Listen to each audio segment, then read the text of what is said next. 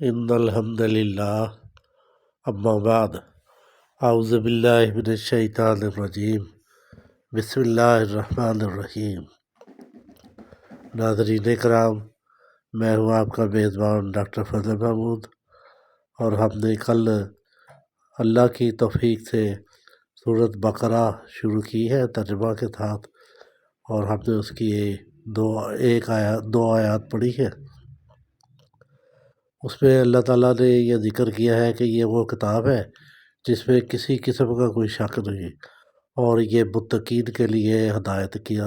کا ذریعہ ہے۔ اور متقین کی پھر اللہ تبارک و تعالیٰ نے توجیہ فرمائی ہے کہ وہ لوگ جو غیب پر ایمان لاتے ہیں، اللہ پر ایمان لاتے ہیں، اور وہ نماز پڑھتے ہیں، اور جو کچھ میں نے ان کو رزق دیا اس میں سے خرچ کرتے ہیں۔ آج ہم اس سے آگے پڑھتے ہیں انشاءاللہ تعالیٰ۔ والذین، اور وہ لوگ، یؤمنون، جو ایمان لاتے ہیں، والذین یؤمنون، اور وہ لوگ جو ایمان لاتے ہیں،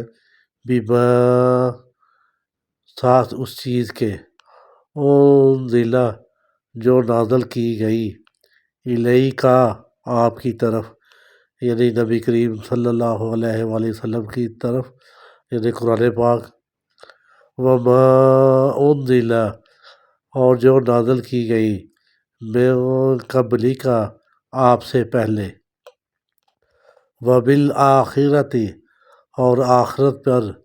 ہم، ہیں وہ، یوقنون، ایمان رکھنے والے، اولئک، وہی لوگ، علی ھدی من ربہم، علی، اوپر، ھدی من ربہم، ہدایت پر ہے اپنے رب کی طرف سے، واولئک، اور وہی لوگ، هم المفلحون، وہی فلاح پانے والے ہیں۔ ناظرین کرام، تھوڑا سا میں آپ کو اس کے متعلق جو ہے نا یہ بیان کر دوں۔ جب ہم نے متقین کی تعریف پڑھی تو وہ یہ تھی کہ وہ غیب پر ایمان لاتے ہیں، یعنی کہ اللہ تبارک و تعالیٰ کو انہوں نے نہیں دیکھا، لیکن وہ ایمان لائے ہیں نبی کریم صلی اللہ علیہ وسلم کے کہنے پر کہ اللہ وہ ذات ہے جس نے ساری دنیا کو تخلیق کیا ہے۔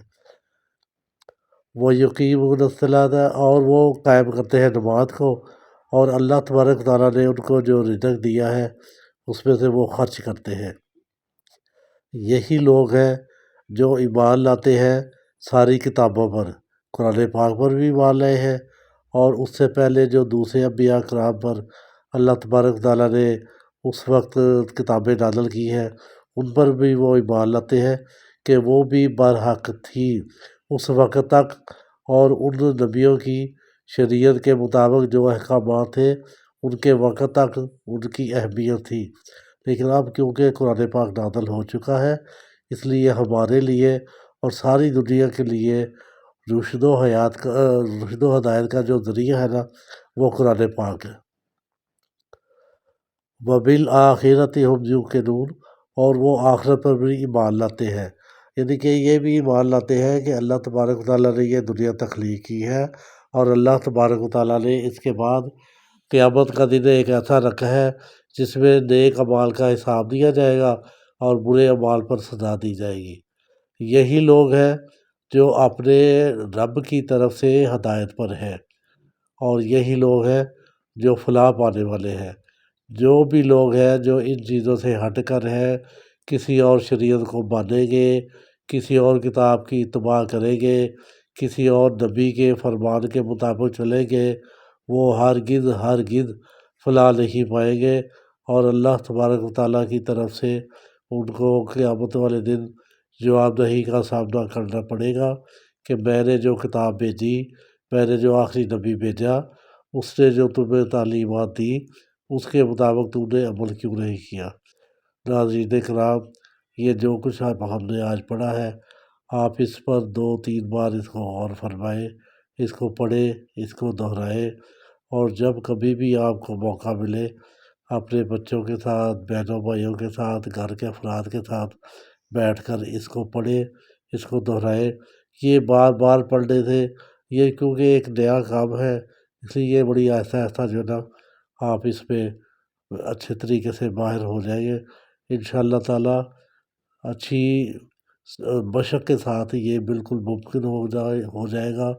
اور کوشش کرتے رہیں۔ اللہ تعالیٰ آپ کو کامیابی عطا فرمائے اور دعاؤں میں یاد رکھے۔ السلام علیکم ورحمۃ اللہ۔